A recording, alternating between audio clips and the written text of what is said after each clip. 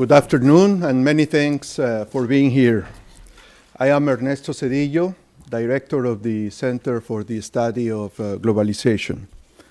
I am very pleased to welcome Professor Zbigniew Brzezinski to Yale University.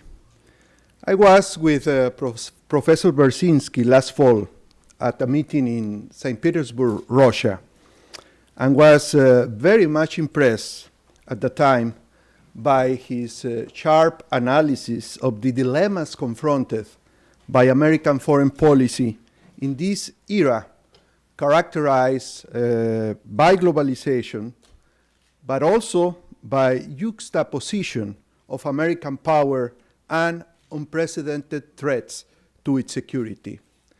Actually, I had the privilege of listening to a very interesting debate he had with Henry Kissinger.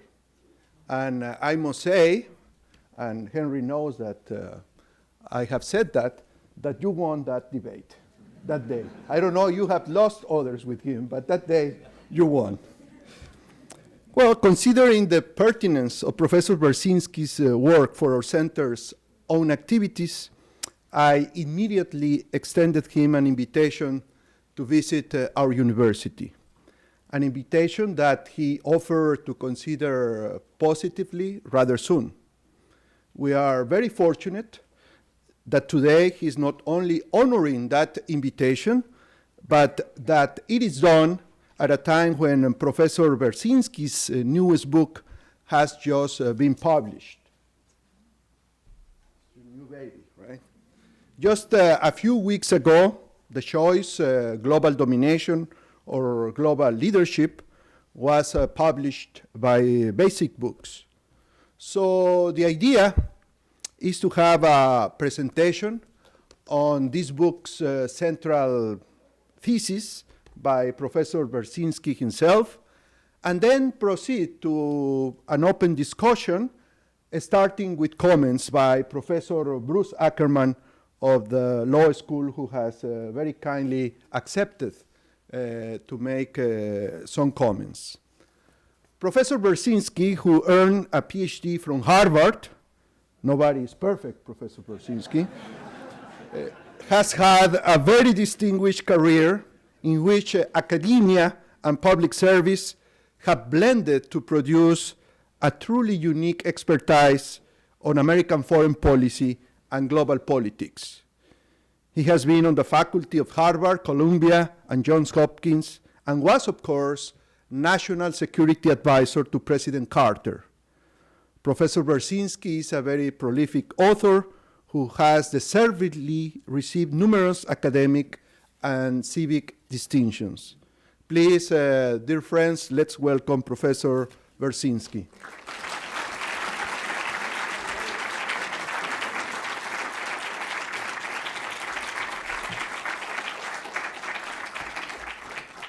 President Zedillo, Professor Akerman, ladies and gentlemen, it is true that I was educated at Harvard, but I want you to know that I got engaged as a consequence of the Harvard-Yale football game. So there are some possibilities for redemption in life. I want to use this occasion not so much as to summarize my book, but more to share with you two propositions which arise out of the book, but which reflect my grave concern about America's role in the world today. And these two propositions are the following.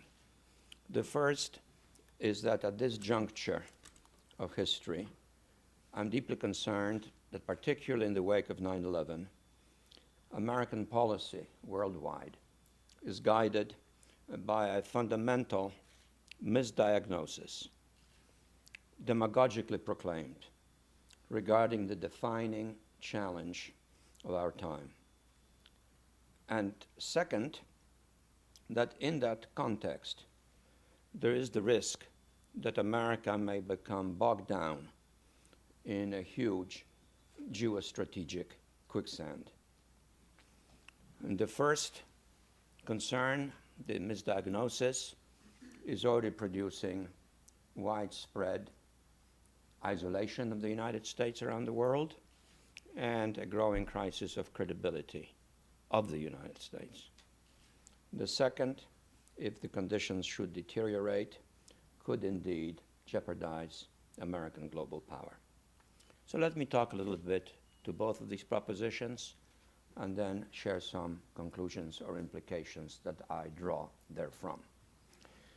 With regards to the first proposition, the misdiagnosis, I'm very troubled by the fact that we are essentially adopting a rather vague, emotional, semi-theological definition of the central global menace that we're facing. And as a consequence, we are finding it difficult fully to comprehend what is the defining novelty of our time, of what is producing the fundamental change in our time, which I submit to you is essentially that of a massive, unprecedented, global political awakening that is generating in its wake a great deal of political turmoil, of which terror is a manifestation as well as a symptom. But the broader phenomenon, the wider phenomenon, the upheaval that the global political awakening is generating is the decisive manifestation of our time. It is unprecedented. We have never had a situation worldwide in which the majority of the world's population is being politically activated. Throughout history, most people have been politically passive. Political activism has been a minority phenomenon. Now it is increasingly a global reality, produced, obviously, by literacy and the spread of literacy, by the impact of TV, which produces intimacy, by the internet, all of which creates aspirations, unrest, indeed, turmoil. Much of that is abetted, in my view, by the ongoing globalization, which forces changes in societies regardless of their readiness for such changes, while at the same time escalating expectations. And we, that is to say America, is the principal vehicle of this globalization. We are economically intrusive, we're culturally seductive. But the unsettling impact of America on the world works at cross purposes with America's interest as the #1 global power in international stability. Our seductive impact generates envy, resentment, indeed widespread suspicion regarding the real motives of globalization, with many viewing it increasingly as selfish. I rather fear, in fact, that the existing doctrinal vacuum in the world may soon be filled by a comprehensive doctrine that merges anti-Americanism with anti-globalization.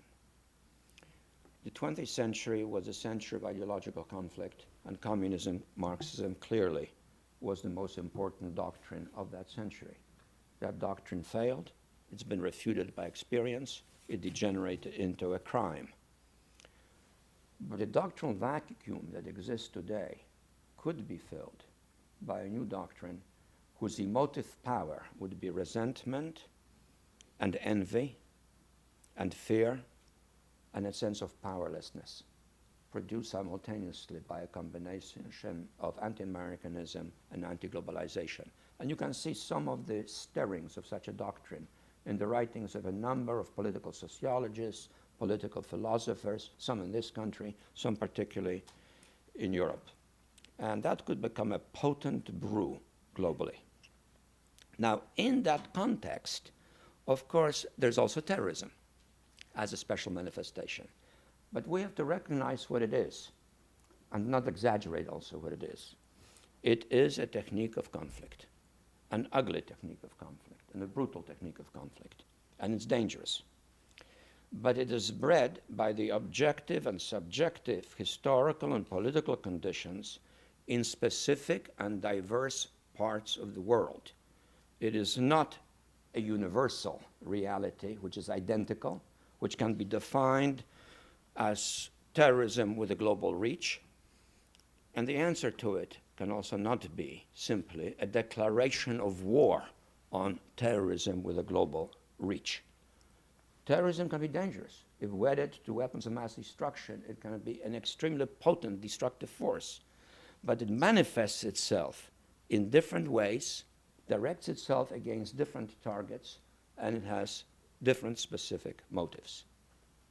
Now, in that context, we as a people, we as a nation, we as the power in the world, have to recognize that henceforth insecurity is going to be the national reality. The days of national security, sovereign security, are over, done, and they'll not come back. We are joining the world in that new reality, because in modern times, no one had true national security, genuine invulnerability, except in a sense, we. Today, that's finished. And therefore, it follows from that that global security has to be a key element of our quest for national security. And global security means a seamless web of expanding interdependence, and it's in our interest not to undermine it, but to institutionalize it. And yet I'm concerned that our current policy, and particularly the way we diagnose our global reality, may in fact increase the probability of sporadic terror attacks on the United States. There was an article within the last week in the New York Times, some of you may have read it, called A Leaner, Meaner Jihad. And one of the key points it makes is that since the action in Iraq, more terrorist groups have been proliferated, and there is wider global recruitment for anti-American jihad in different parts of the world, and that this is also the judgment of the International Institute for Strategic Studies. I do not believe that we can respond to this problem simply by catchy, simplistic sound bites about evil, or nonsensical statements uttered at the highest level to the effect that, and I quote, and some of you may recognize this quote, "We love things. They hate things," whatever that means. I think at some point we have a national obligation at the highest level to ask seriously, who are the terrorists and where do they come from? Who are the terrorists and where do they come from? It's not some global phenomenon. The president spoke just a few days ago on the first anniversary of the war. He spoke again about the collision between us and the global evil of terror. And he said there can be no peace between us and terror. If you substitute Nazism or communism for the word terror in these statements, it makes a great deal of sense. Because these were powers, we knew who they were, we knew whom we were fighting. But these generalized, vague statements don't identify who the enemy is. They don't tell us who he is and why he is the enemy. If we, in brief, don't recognize the complexity of the phenomenon of global political awakening, and in that context, we do not address the specificity of the terror that manifests itself, we can neither tackle it nor engage others in a collective effort to uproot it. Cheney spoke the other day about terrorism, and he said the following: terrorism, and I'm now quoting again, is not directed at any one government or nation or religion, but against all governments, nations, and people.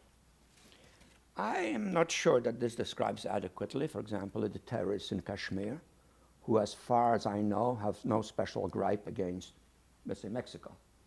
But they have a gripe against the Indian government. I don't think it explains the terrorists in Palestine, who are not fighting Norway, but do dislike intensely, very visibly, the state of Israel. I don't think tells us anything about the terrorists in Ulster who are not conducting warfare against Thailand, but who have a particular gripe against the British government. If we do not know who they are, where they come from, we not only find it more difficult to extirpate them, we find it impossible to undercut them politically and socially. It's as if someone was talking about waging war against lung cancer without ever once mentioning smoking or tobacco.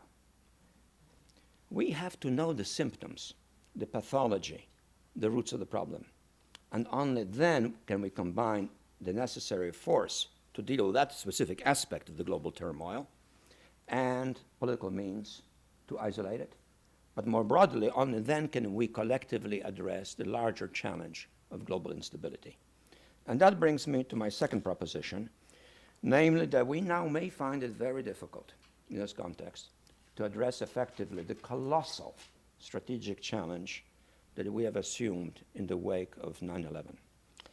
And that challenge arises in a huge area of the world, spanning the region from Suez to Xinjiang, from the southern frontier of Russia all the way to the shores of Pakistan on the Indian Ocean. 550 million people live in that area. And we are now plunged headlong into that region. We are engaged. We are engaged militarily. We are engaged politically. And that region I call the global Balkans because it is like the Balkans of Europe of the 19th century, internally conflicted with a suction effect on global powers to come in and to become absorbed. That is what is happening in this huge region. It is religiously inflamed, ethnically conflicted, densely populated, demographically explosive, massively poor, but rich in energy, control over which gives whoever has that control enormous leverage both in Western Europe and the Far East. We are engaged. We're going to be engaged for a long time to come. But the question is, can we handle it on our own? Do we have the men and the money and the blood and the will to be engaged alone? I fear that if we look at the scale and complexity of the problems, the answer is that we probably do not. And yet we have to be engaged in creating stability in Afghanistan and Pakistan because the two issues are now one. And that's a huge, monumental problem. Just think of the scale of those countries and the depth of complexity of these countries. We have to deal with Iran, which is a serious country with a genuine tradition and national aspirations and 70 million people, and which impacts on Afghanistan. And we have to overcome the instability, the residual instability in the wake of the war in Iraq. 25 million people, passionate, increasingly volatile, on whom Iran again also has an influence. And we have to deal with the Israeli-Palestinian problem, which so inflames public opinion in the Middle East. And without progress towards peace in that issue, there can be no American extraction from Iraq. Imagine us leaving Iraq if the Israeli-Palestinian conflict involves continued spilling of blood and mutual violence. Any resulting government in Iraq after we have left will be anti-American and anti-Israeli. In brief, the four problems I've enumerated require progressive resolution if any one of them is to be resolved. And that is a monumental undertaking, which I don't think we can pursue on our own. We need friends, and we need particularly Europe, which has the money and the men and the proximity and the historical interest and even the historical experience. The region is important to Europe. It is also important, incidentally, to Japan, marginally to China. We need Europe as a partner, and therefore we need a Europe. And the unification of Europe is in our interest because it increases the probabilities of Europe becoming more engaged globally. Whereas a divided Europe Weak Europe is going to be passive and indifferent. But that means attaching importance to enduring alliances and not toying with the fashionable slogan of coalitions of the willing, which tend to be expedient and opportunistic. We have to be willing to accept Europe as a partner. But that means recognizing also the reality of Europe and attempting to engage it. What follows from my brief statement of these two dilemmas and my expression of concern? The first is that we cannot prevail in responding to the challenges of global turmoil, terrorist outbreaks, regional unrest, without enduring alliances, and particularly with Europe, based on conviction and convenience and an increasingly shared strategic vision. We will not create that shared vision if we say to our friends, as we have been saying over the last year and a half, over and over again, if you're not with us, you're against us. We have been saying that at the highest level, over and over again. I strongly suspect that the person who's using that phrase, and you know whom I mean, does not know that that phrase originates with a very particularly significant historical figure, Lenin. Lenin is the one who coined that phrase in order to justify the elimination of the Mensheviks. He was the one who proclaimed, if you're not with me, you're against me. You will not create a genuine alliance on the basis of that formula. You can only create it on the basis of a serious strategic dialogue. And a serious strategic dialogue is not dictation, slogans, or demagogy. It is an attempt to formulate a shared perspective on complex issues.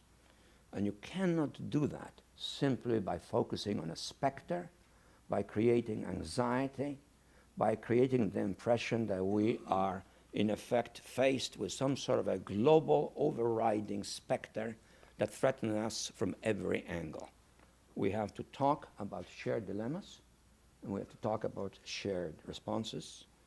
We have to use NATO increasingly as an instrument of shared decision-making. That leads me to my second implication, namely that we cannot have, in effect, a shared policy if we confuse a global obsession with a global strategy. If we think that preponderance is the same thing as omnipotence, that if we ignore the loss of credibility that we have already suffered, and the loss of credibility is a very, very major cost effect. It makes it more difficult to elicit support. I often like to quote the example of the Cuban Missile Crisis, which occurred before many in this room were born, but some of you in this room might even remember it. President Kennedy sent Dean Acheson to France, to de Gaulle, to tell him there are Soviet missiles with nuclear weapons targeted on the United States and Cuba. If they're not removed, we'll take them out. If we take them out, there's going to be nuclear war. But we have no choice. And after Acheson finished telling de Gaulle that, he said to de Gaulle, and now I want to show you the evidence, which I brought with me. Do you know de Gaulle's answer? I do not wish to see the evidence. The word of the President of the United States is good enough for me. Go back and tell him France stands with the United States.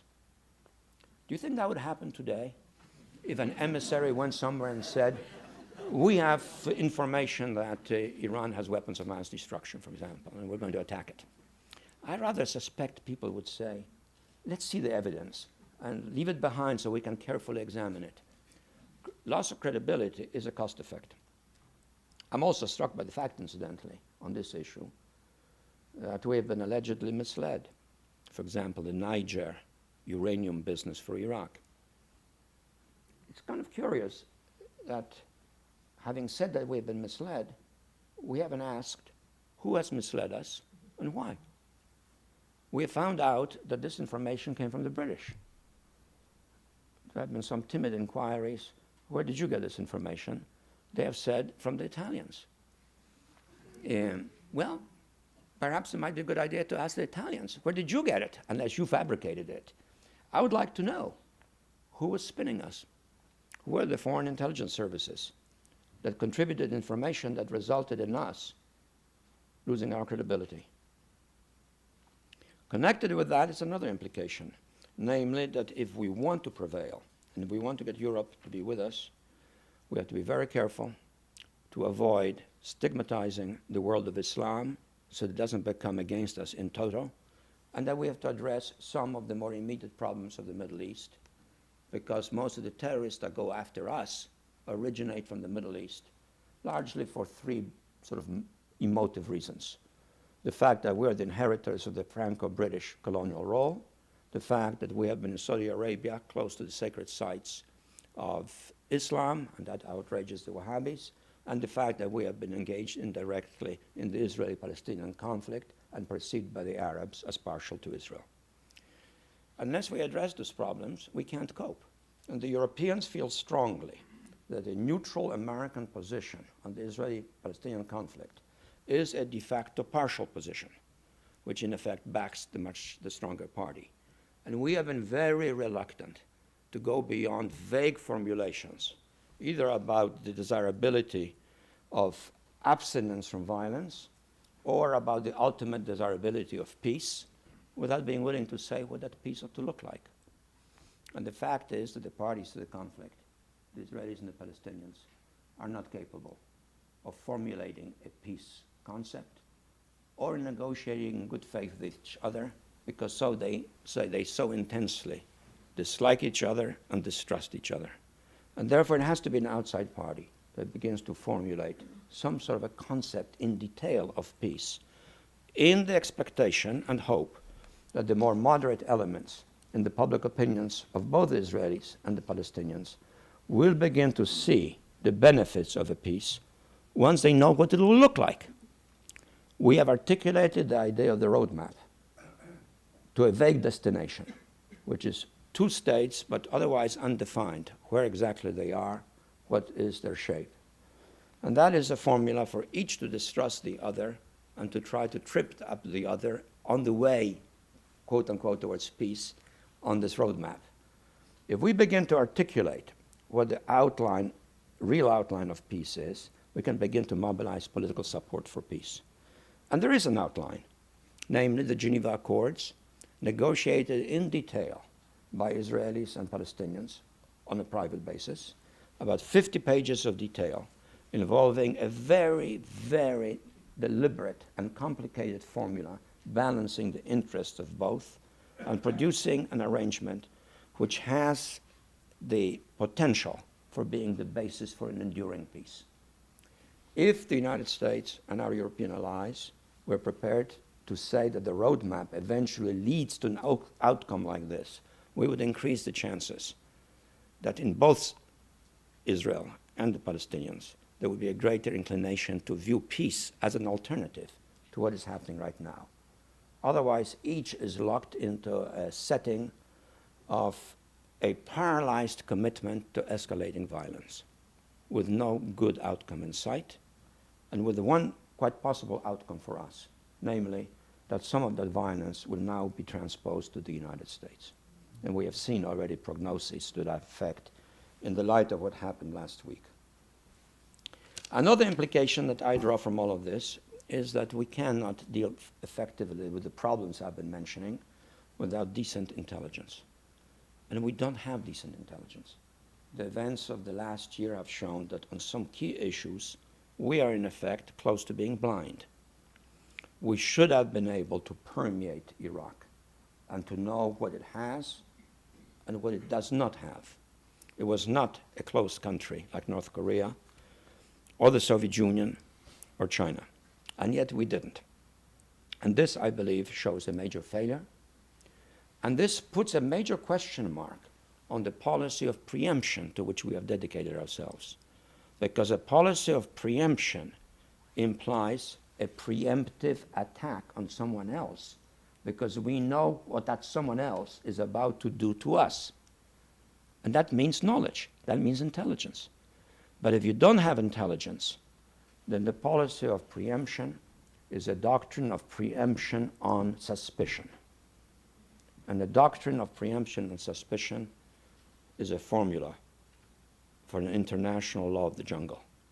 for global instability, and hence improving our intelligence, and particularly improving our human intelligence, is an essential priority. Intelligence is the Achilles heel of our security. I would much rather spend $1 in intelligence than $10 on homeland security in order to be more secure. And incidentally, I would also like to see an independent DCI appointed for a fixed term and not politically appointed by different presidents. And my final point, and I'll stop at this stage, is that our policy over the last 40 years or so has been successful because it has been a policy based on moderation, on consensus, ultimately on bipartisanship. This is the first time we have a policy which is based on extremism. And I say this as someone who is not partisan when it comes to foreign policy. I have supported several Republican presidents. I tend to make my judgment on presidents largely in terms of national security. Domestically, I am a Democrat. This is the first time we have a policy based on extremism. I don't want it followed, incidentally, by another policy based on extremism of the left. I think both the left and the right at their extremes cannot deal with global problems. I would like to see us return to bipartisan foreign policy, because only then will we have the intellectual basis, the philosophical vision to address the more complex global problems. A very specific way of returning to bipartisanship would be for the next president to appoint someone from the opposite party to be his Secretary of State. And I've said this publicly on national television. I'd like to see Kerry, if he's elected president, appoint the chairman of the Senate Foreign Relations Committee, Senator Lugar, as Secretary of State. Or if he wants to be bolder than that, Senator Hagel. I'd like to see George Bush, if he's reelected, appoint Senator Lieberman as Secretary of State, who incidentally supported him on the war in Iraq, so he ought to be congenial. And if he wants to be more daring, he could go for Senator Biden. The point is, a return to bipartisanship is essential if we are able to deal with the two problems that I have tried to share with you. How do we define the nature of our time? How do we deal with the strategic dilemma into which we are now deeply engaged? Let me finish by quoting a short passage from a letter I got recently. It's a letter from a European whose native tongue, as you will see, is not English. He describes himself as an elderly person. I read it with curiosity because it opens with a series of extremely flowery compliments addressed to me. So naturally, I was interested. But I was also a little suspicious. I said, probably he wants something from me. And my vanity is not under such control as to deny myself the pleasure of reading one or two words about myself to you, just to see what caught my attention. I'm described as a man of conscience, a statesman, a great strategist, co-architect of American power. So I read on, although a little suspicious. But this is what he said. This is what he said in that letter. You will surely agree with me, this is a person I don't know, you will surely agree with me that, as history teaches, the great powers usually collapsed, not because of their weakness, but paradoxically because of their strength. Strength makes for arrogance. Arrogance makes for blindness. And blindness does not permit one to see all real, potential, or even hypothetical dangers, menaces, perils, risks, and threats. It does not permit one to see and identify them early enough, clearly enough, and correctly enough. The great powers collapsed when they had reached the peak of their strength, when they were at the peak of their economic, political, or military abilities, capabilities, or possibilities. They always collapsed when their actions, endeavors, and undertakings were not harmonized or synchronized with the quality of their time. Not only does America need America, the world needs America. The world truly does need America to be strong and powerful, although not necessarily warlike and belligerent. Thank you very much.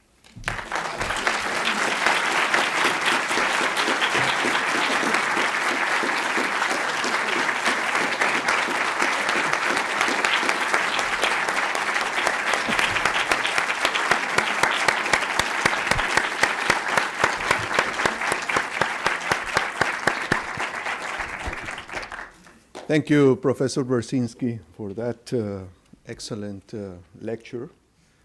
I guess you are like the good French wines, or should I say Polish wines, that you are getting better with experience. And now we will have Professor Akerman, the law school, who doesn't need any introduction, making some comments, and then we'll open the floor for discussion.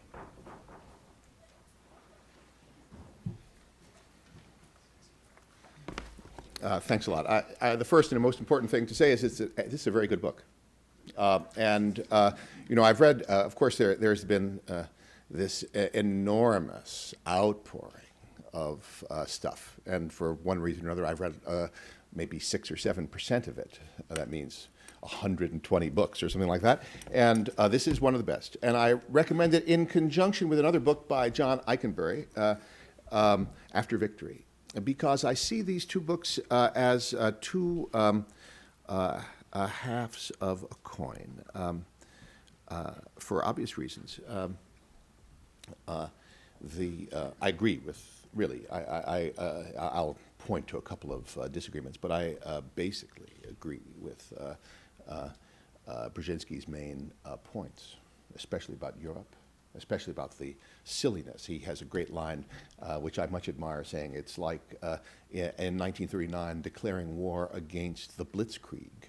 It's just a technique, and we have to think politically and, from his point of view, militarily. But I wouldn't call it a weakness of this book, but the thing that it doesn't talk about is institutional imagination. Creation of new institutions. He gestures toward the end, you know, to a reorganization, but of NATO, of existing forms of collaboration between Europe and the United States, and that's important. But that is not enough. We have to. It's the tragedy of all this war talk is that it is putting the great power in this weird position of, rather than creating new forms of international law, of becoming an outlaw. This is crazy. Generally speaking, the powerful, you know, shape law so as to, and that's the Eikenberry reference, you see, to express its ideals. And of course, that's precisely what happens in 1945. One thing that is, I would say, even a weakness, but certainly a striking fact about this book is that it mentions the United Nations only once, and in a dismissive way, really. The United Nations is not an organization.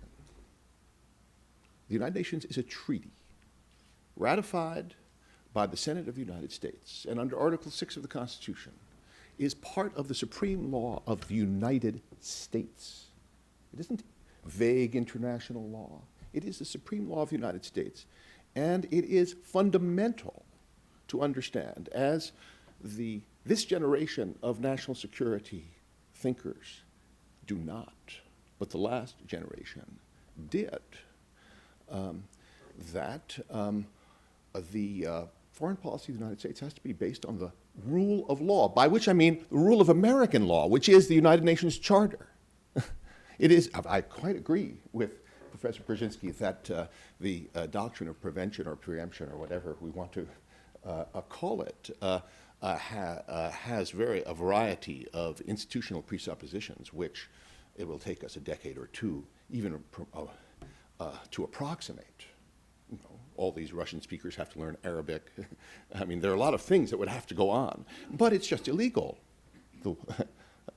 at the present time, under the law of the United States, to endorse the president's strategy. The president's strategy is against the United Nations Charter. We're not talking about the casuistry of the Iraqi war, but the doctrine that we can, on suspicion, even well-justified suspicion, invade countries that aren't, at the very least, invading us or posing a clear and present danger of such, is just a violation of American law. But that's really to pose the point, which is to say, how are we going to change and restructure the law for the 21st century? That's the question, both at home and abroad. And I just have a couple of, I just have a couple of thoughts on this.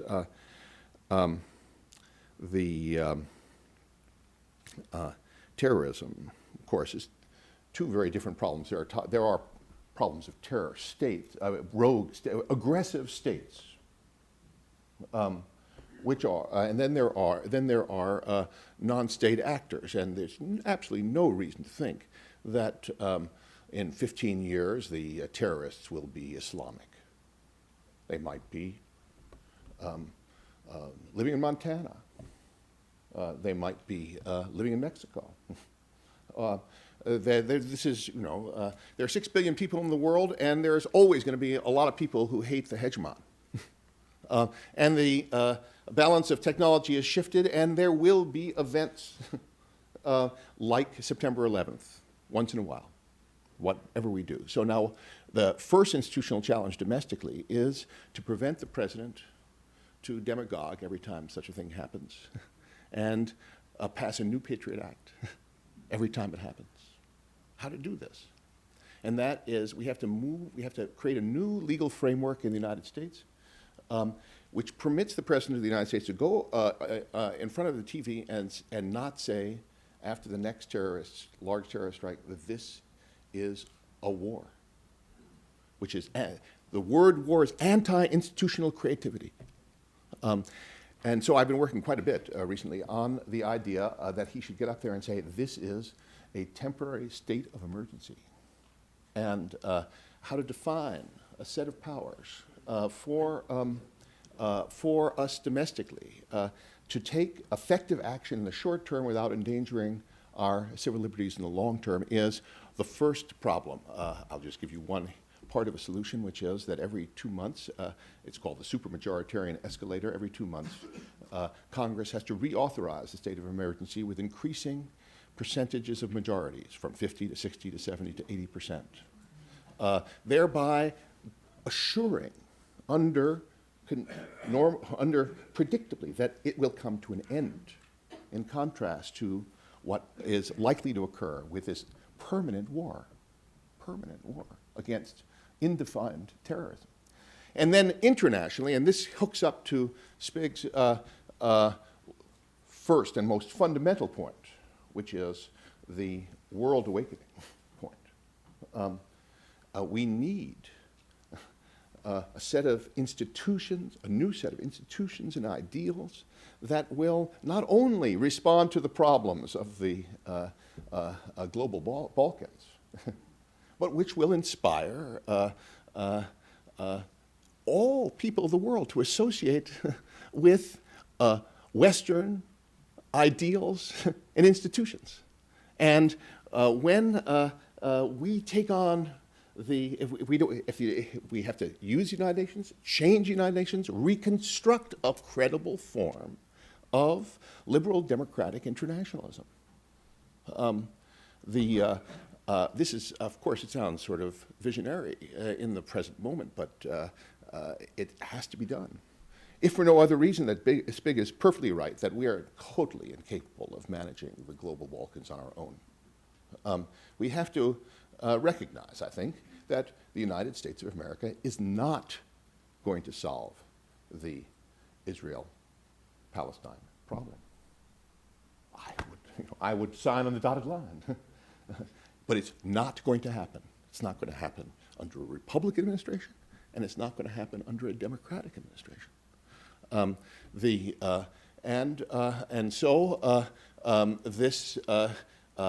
are we going to, we can't, if that's true, and let's assume, I might be wrong, I hope I'm wrong, but assume that I'm right. Well then, to manage the tremendously various problems of the global Balkans will require new forms of international legitimated intervention, in which we are not the only actor. That's enough.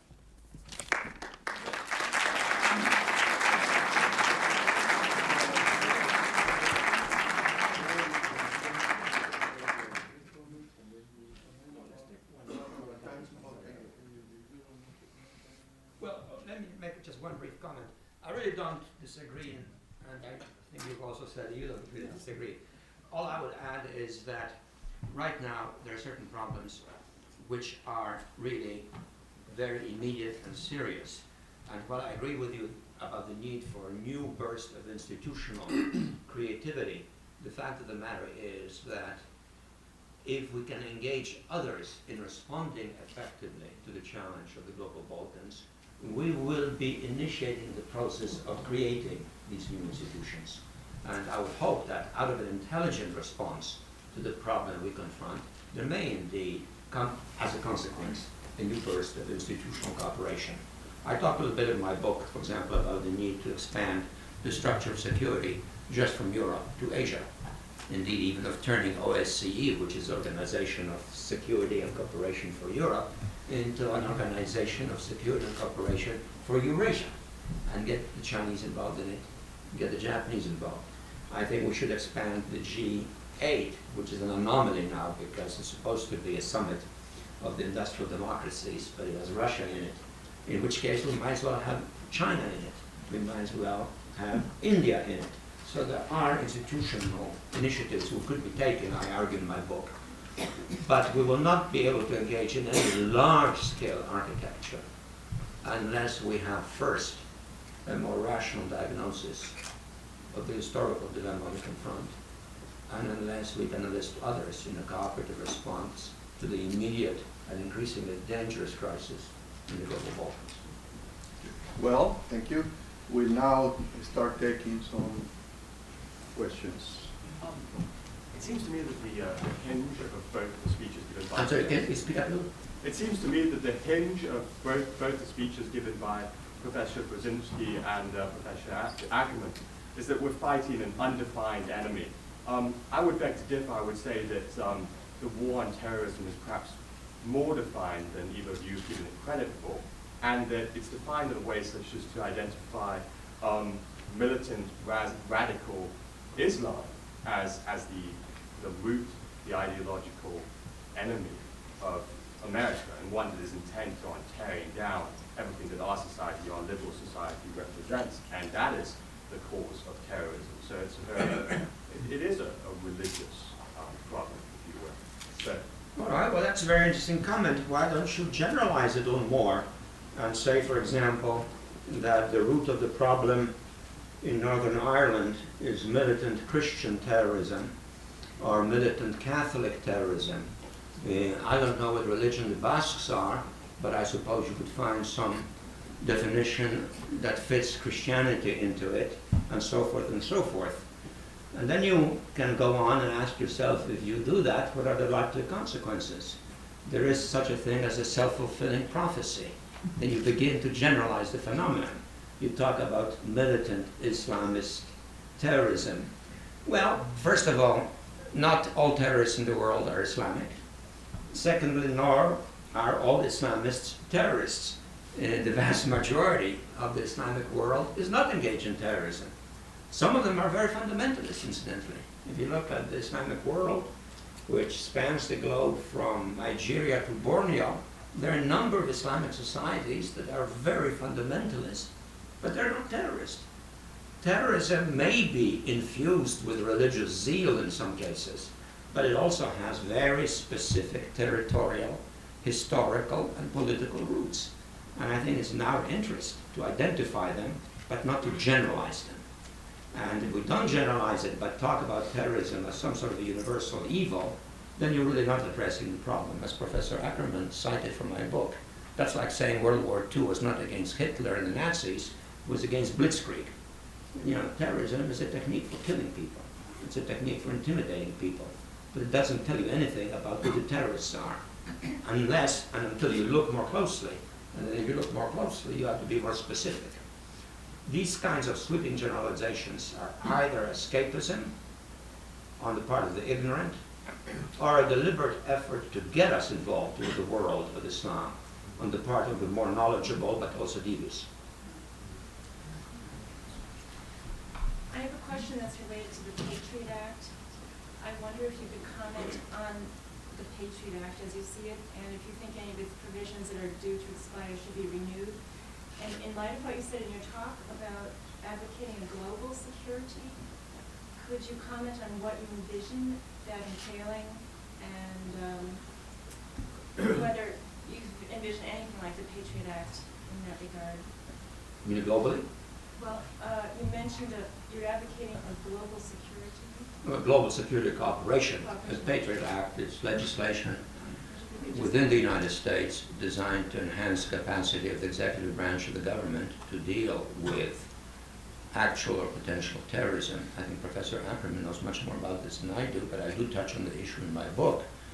And I express some concerns over the fact that the atmosphere in which the Patriot Act has been adopted is in some respect reminiscent with other periods in American history in which we adopted various actions to enhance our security, but of which subsequently we weren't particularly proud. I have in mind McCarthyism, I have in mind the deportation of the Japanese, I have in mind the Espionage Act, I have in mind the, what is that called, the subversion? Sedition. The Alien Sedition Act. I have in mind the suspension of habeas corpus. These were not periods of which subsequently we were very proud. So some of the provisions in the Patriot Act, which permitted incarceration, even of citizens, as material witnesses for prolonged periods of time in isolation from contact with their families or even defense, is troubling. I think the notion of the hostile combatant, or whatever it's called, what's that thing called? Enemy combatant, is also terribly elusive and vague. I just do think that experimentation of this sort with law is on the whole not a desirable posture. And I'm rather drawn to your idea of the Temporary Emergency Act. I think that's a very good notion for dealing with what is a security problem. There's no doubt we face terrorism. I'm not saying we're not. I'm just saying if we want to deal with it, let's know what it is. Let's not universalize it. Let's not generalize it. Let's not create more enemies. Let's not damage our democracy, but by all means, let's focus on it and deal with it politically as well as militarily. Just for one, I should say that this is one of the few times that my newspaper writing actually had an impact, because this 4-year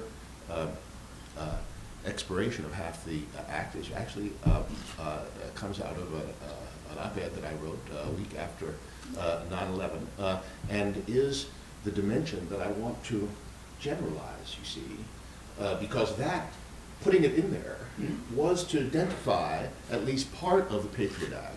I actually, when it came out of the House, it was for 2 years, and the whole act was supposed to expire, as emergency legislation.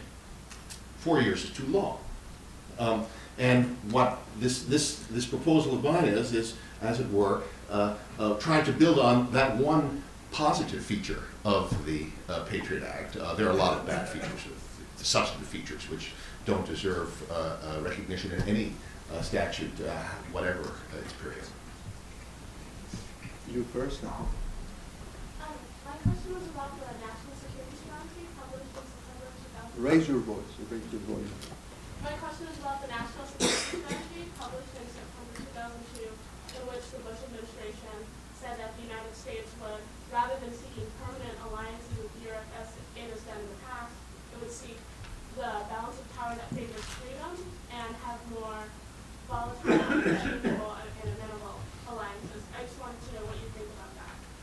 I tried to touch on that in my presentation, and I do address it more fully in my book. I'm not attracted to that notion because I think it's very important for America indeed to have enduring friends, enduring alliances. And I think there is a lot in common that we have with Europe in terms of values and interests, and that Europe, also Japan, are the logical allies of the United States. Temporary ad hoc arrangements sometimes are necessary, but by and large, they don't provide the continuity and the stability that the other form of international cooperation generates. And some of the expedient alliances tend to be motivated by entirely different calculations than those that drive us. And thus we become unwitting tools in some respects. For example, let's say of the Russian suppression of the Chechens, which the Russians are proclaiming loudly is part of the universal war against terrorism. And these days, wherever we turn and we're chasing some terrorists, inevitably there are stories in newspapers that there are Chechens among them. I think there's a risk in that. It creates unpredictability. It means that others can manipulate us, as I believe they are. In fact, I think some of the effort to generate in this country an anti-Islamic hysteria is, in fact, being motivated quite deliberately, because there are countries in which it is in their interest for us to become engaged in an unlimited warfare with Islam.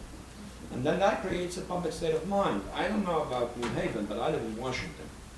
And what struck me driving around Washington, around the Beltway, some of you have done this, is something which really hit me. When I was a student at Harvard, and I apologize for that, I was very much interested in Stalinism.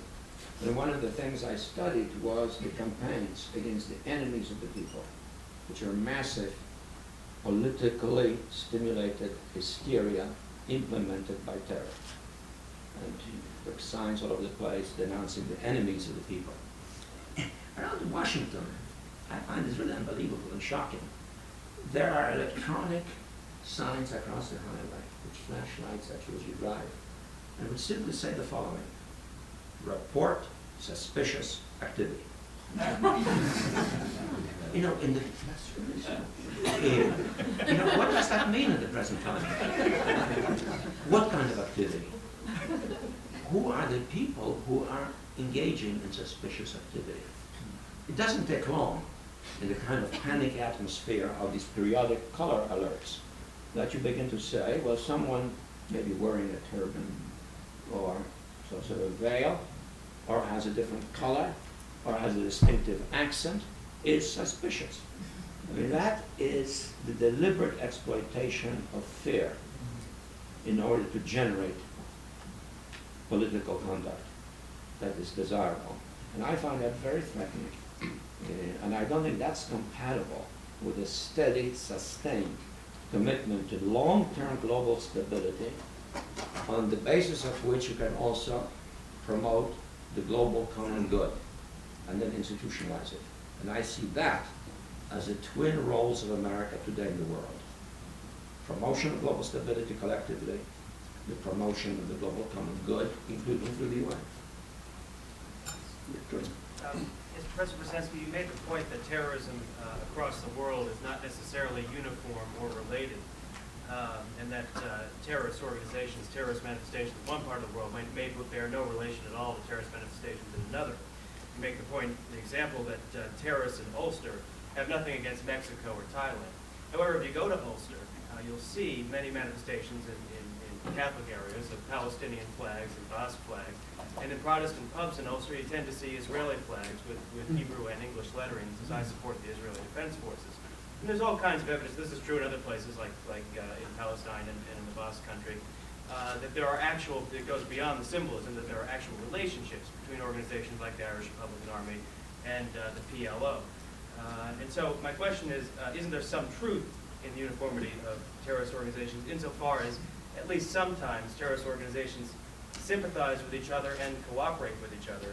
And shouldn't we, as a free people whose ostensible goal is to support liberal democracy and peaceful means of negotiation, try to break that kind of network, which indeed may very well be global? Well, there may be affinity. I'm not sure that there is a shared sort of global organizational connection. But even if there is affinity, it's in our interest to minimize it rather than to generalize it, because then we become more effective in dealing with it. So even if there is, and there probably will be more and more as this ferment becomes more manifest, it still is in our interest to particularize it and to deal with it in terms of the specific settings. Because the last thing we want is an interconnected global terrorist network. And we have to be very careful not to be contributing to it through our own anxiety, but also perhaps being manipulated. Because it is also in the interest of some to get us involved in every act of terror, because then it gains us as an ally. And I'm not particularly anxious to have terrorism imported into the United States from various parts of the world as an extension of specific terrorist warfare, which then becomes focused also increasingly on the United States. And I think we're probably going to get some of that because of what has been happening, in part because of what has been happening in the Middle East, specifically in Iraq.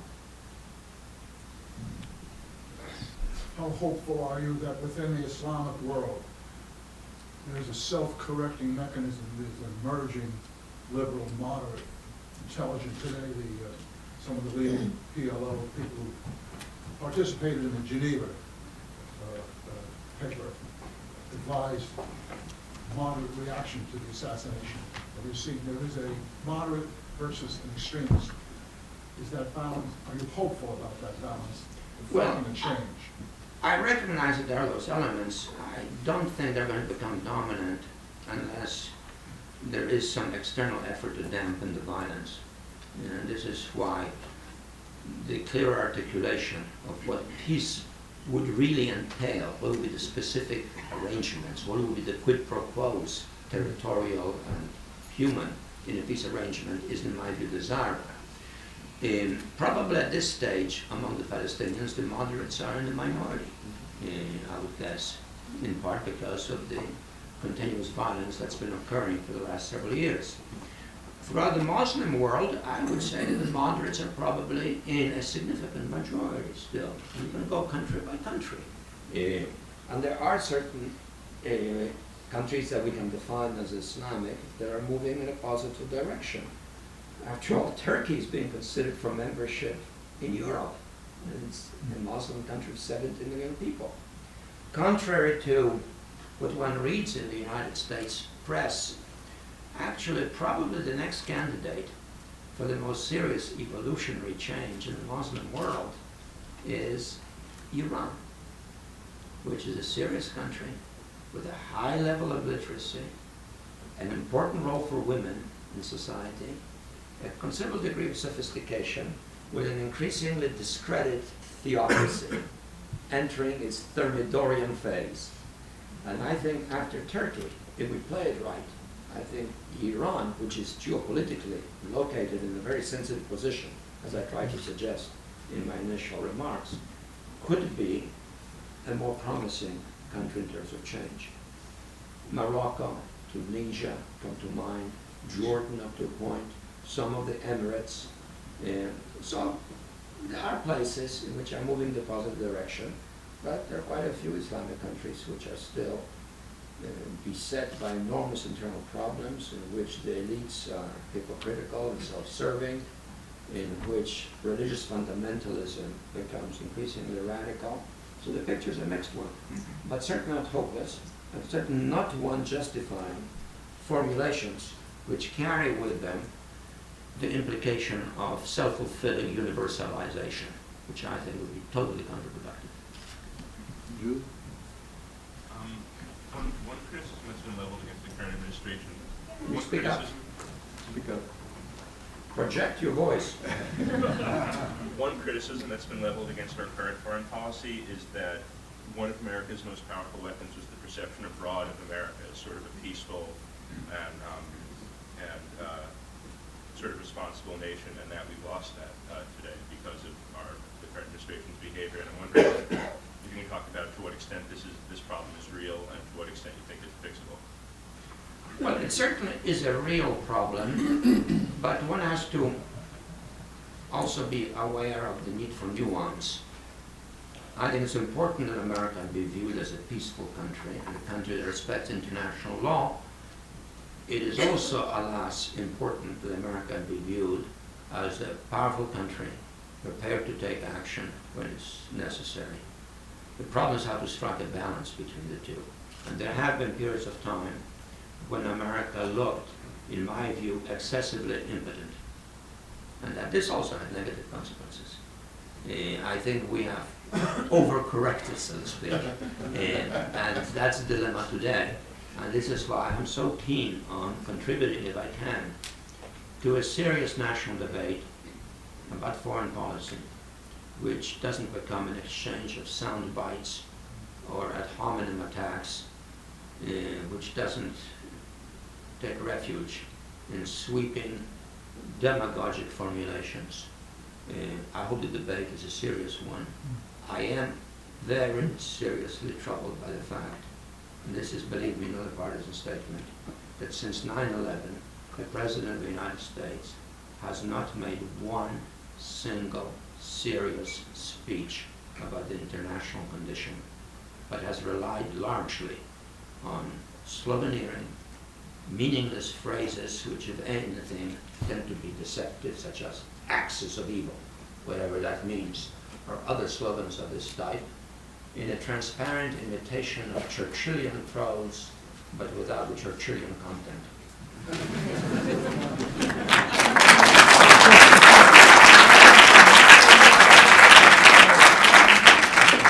This question is for Professor Brzezinski. I was just wondering, you Raise mentioned the that, volume. for Professor Brzezinski, I was just wondering, you mentioned that we need to consider who are the terrorists, and that the speeches President Bush is making are too vague in terms of saying a general war on terror.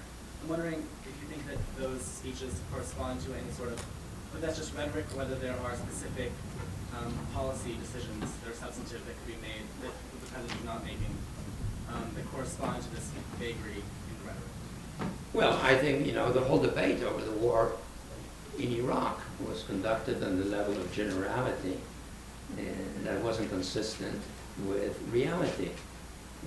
I think it's very difficult to wage a war on a phenomenon which you describe essentially as if it was a specter of some sort, rather than as a specific manifestation connected with specific problems, located in specific areas of the world, and also connected with specific historical experiences. This is what I find troubling. If you look, for example, take a look just at the speech a week ago on the first anniversary of the war. But again, this kind of sweeping generality, plus the assertion somehow that the war in Iraq is actually a step forward in the war against terrorism. Whereas in fact, it's probably spawning now more terrorism than before.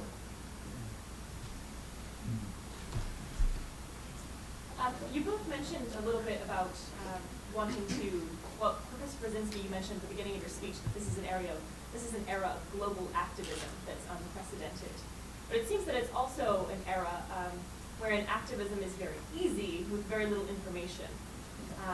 And I wonder if you could comment on, perhaps Professor Akerman, you could also augment with a little bit with your idea of institutionalizing safeguards in these areas, how we might go about ensuring at the popular level that debate actually happens, that is based on more than sound bites. Because it's very easy for, I mean, even just the example of the Patriot Act.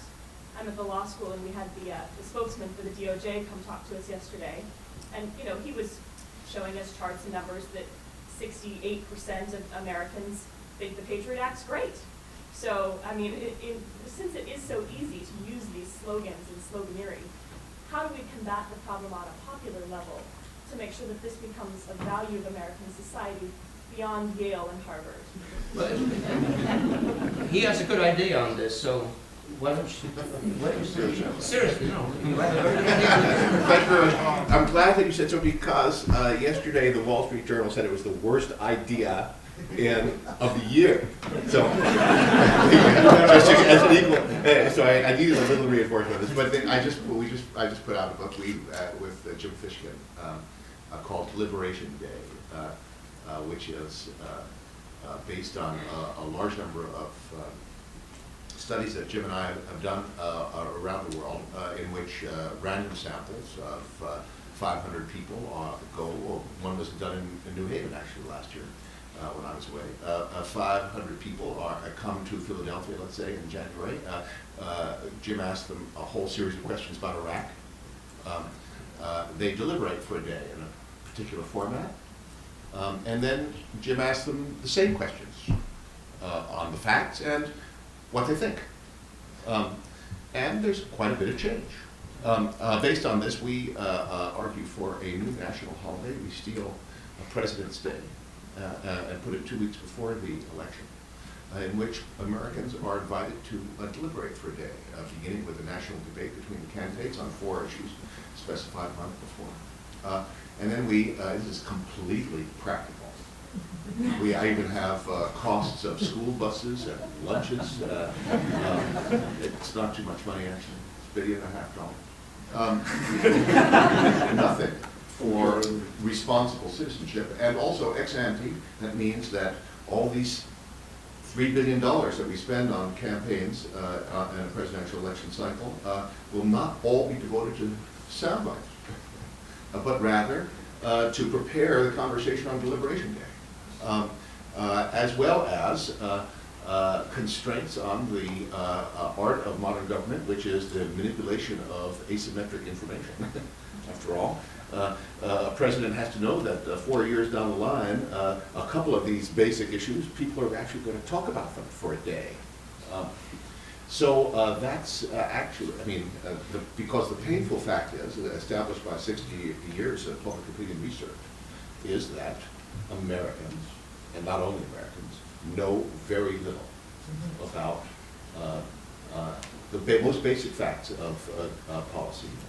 And yet, as we've shown, both as the jury system suggests, and as Fishkin's deliberative polls establish, they're quick learners. At the end of the day, a tremendous increase in sophistication occurs. So, we'll see. Okay. Professor Brzezinski, Stand up so that you can see. you mentioned that a unified Europe would be in the interest of the United States, so that the U.S. and unified Europe can work together and take action together. But it strikes me as being plausible that if in the future there's again an administration in the United States like the present, that a unified Europe would not support American foreign policy, because say the French and the British again would disagree, and then end up deciding again to take an indifferent or even opposing stance to that of the U.S. And then the opposing stance would be stronger than it is now, just because of the nature of the implication. So how would that be different from the present? Can you expand a little bit on the idea of Well, obviously, if we continue with an attitude in which we say to the Europeans, if you're not with us, you're against us, you're increasing the probability that they will be against us. That's just sheer fundamental, simple common sense. Europeans happen to have rather similar interests to ours in some key parts of the world. The expansion of Europe eastward is in the interest of Europe because it increases the zone of stability. I think that's in our interest. The Europeans have a real interest in peace in the Middle East because it's so close to them. I happen to believe that's in our interest too, not to mention the Israelis and the Palestinians. The Europeans have an interest in the Persian Gulf and in Iran not becoming an explosive force. I think that happens to be our interest too, given the impact that Iran potentially has on stability in Iraq and in Afghanistan. So I think we do have shared interests, not to mention shared values more than in other parts of the world. So I think there is a basis for a partnership. But a partnership is not an arrangement in which you dictate. And the test of friendship is that the other side does exactly what we wish, especially if we define it in somewhat dogmatic and rather simplistic terms, which are a little difficult to digest by people who are not altogether ignorant. Two last questions. Let me take one from the back and then one from you. How hopeful are you that the intelligence community is going to be reformed? Not until after the elections, because I think right now the president basically cannot fire Tenet. The excuse You that's write a given- book or what? Yeah, the excuse that's given for what happened regarding the misinformation on Iraq is essentially, well, everybody thought so. That's the first argument. Of course, the problem with that is, who is everybody? Well, other foreign governments did too. The question, of course, there is, do they have their own intelligence services? Were we depending on them? Who are they? The fact is, a lot of governments thought that the Iraqis had weapons of mass destruction because we told them that. And we were trusted. We were thought to have a really solid intelligence that had good record over the years. Now that didn't turn out to be so. Well then, why not say publicly there was a failure of intelligence and fire the people that were responsible? You know, in the Navy, if a ship scrapes the bow coming into port, the captain is sacked. There is responsibility, there is accountability. Now, why isn't there accountability here? I'll give you a hypothesis. Because if there's accountability and someone gets fired, maybe they'll say, wait a minute, we didn't tell you with total certainty that they had weapons of mass destruction. We did have footnotes which introduced doubts. We did indicate large areas of uncertainty. The conclusions that were drawn and presented to the public went beyond what intelligence knew. I strongly suspect that's the case. So I don't think there's going to be any change until after the elections. If the outside party wins, obviously the changes will be more dramatic, but even if the inside, the current incumbent wins, I think they'll probably then change the leadership of the agency. I think they will.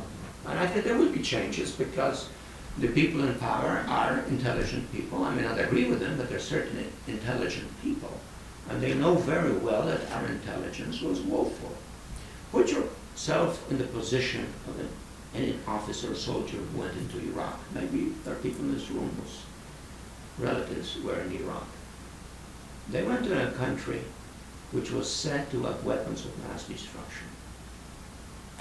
Did any American officer leading American units into battle knew, therefore, at what level the Iraqi armed forces had quote-unquote weapons of mass destruction? Was it on a regimental level? Or was it on a brigade level? Or was it on the level of a division? What was the order of battle? What were the standard operating techniques for the implementation of the weapons of mass destruction in combat? These are the kind of things every officer going to fight and perhaps die against an enemy would want to know if he's told the enemy has these weapons. We knew pretty well what the Soviets had. But in this particular case, the answer obviously is we didn't know. So they were told, you're going to war against an enemy armed with weapons of mass destruction, but we don't know what they have on a regimental level. We don't know what they have on a brigade level. We don't know what they have on divisional level. We don't know what their doctrine for utilization of these weapons is. Well, there's an obvious disconnect here. There's an obvious lack of operational intelligence. And therefore, I don't believe the notion that there was a total, clear assertion for our top leaders that Iraq was really armed with weapons of mass destruction. There were hypothetical guesses, largely based on the fact that we didn't know what happened to a lot of stuff after 1991. And therefore, they might or they might not. But that's a very different thing from saying, we know that they have weapons of mass destruction. Because if we knew that, then we should have also known where they are. I was just reading on the way here today in the car from New York, Blix's book, Hans Blix. He describes, for example, that he repeatedly asked the US government, once he was told there are all these weapons of mass destruction, well, tell us on the basis of your intelligence where we should look. And he was given instructions where to look. And they went and looked. And there weren't any in these places. And he explains that this is one of the reasons he became increasingly skeptical. And thus, the issue of correcting our intelligence dilemma is a very serious one, but I think we'll have to wait after November. Okay, you, and then you will come to us. You, yeah, yes, Yeah, you. thank you. I was just, I've been listening now, and especially your last comment, I mean, that really topped everything. Then, why America went through this war? They have no weapons of mass destruction. They knew that. They knew that Saddam was very weak at that point, and there was a good chance in a few years after there would be no Saddam Hussein. The Iraqi people would have taken care of him. So why did America go to war? And why, I mean, the killing and the unbelievable destruction of the country? Well, it's a fair question to which I am not in a position to give an answer, because I wasn't one of those who favored that decision or who understands the motives of the people who took it. So you have to look at the decision makers, and you have to ask yourself, what different combination of motives was driving them? And in all probability, since any decision is always taken by a group of people, there are different motives for different people. But obviously, they were quite clearly driven by a strong desire to destroy Saddam Hussein and his regime. Some, perhaps, to alter the Middle East. In some cases, because Saddam was not nice to somebody's daddy. Now, a variety of reasons. I don't think there is a single explanation. Maybe oil. I mean, maybe because he was a bad guy, which he certainly was. The only problem is there are a hell of a lot of bad guys around the world that we're not touching right now. I think it was a mixed set of motives. And I think it does raise a serious problem.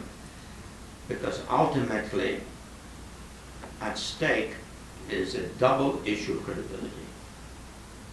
The credibility of the United States in the world, and I've talked about that, and also the credibility of our own government before our own people, because in our system there is an unspoken covenant between the people and the president. And that covenant is that the people have to trust the president to take the right decisions in very grave moments. But for that reason, the president has to be always reliable. And that's a very serious issue. And that's why I hope we have a serious national discussion on this issue. Not pointing towards accusations or abuse, but does raising the question whether this has been an experience of which we should be proud or of which we should be worried about, and what are its implications for our future role in the world, but also for how the public relies on the government for taking decisions sometimes when there's no time to consult the country.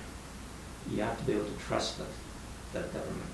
So at stake are some really fundamental issues that touch the very core of what our democracy is about. Here's a question I thought of this morning when the Long Island Power Authority announced its new energy prices hike because of the increased gas prices. And the watchdogs came public immediately saying that LEPA should be looking more into alternative reusable sources of energy more than just increasing the prices every time. You are, Mr. Brzezinski, you are also known as a political futurologist, so here's a sci-fi one. Let's say somebody develops a brand new reusable energy source that's useful to everybody, makes steps towards sharing the blueprints with the world community, so it's not going to be stoppable or misusable by the world corporations. How much would it change the geostrategic globus? Well, it would certainly reduce the global significance of the Middle Eastern region. There's no doubt about that. That's quite obvious. The point is, however, it's not going to happen the way you describe it. If it does happen, it'll happen gradually. But for the next 20 years, I don't think one can have any serious expectations of a fundamental change in that respect. So it does happen, it'll happen over a period of time. But for better or for worse, we are stuck with oil dependence. So are the West Europeans, so are the Chinese and the Japanese. And that has strategic implications. Sir, it has been a privilege having you with us this afternoon. Thank you for coming to the university.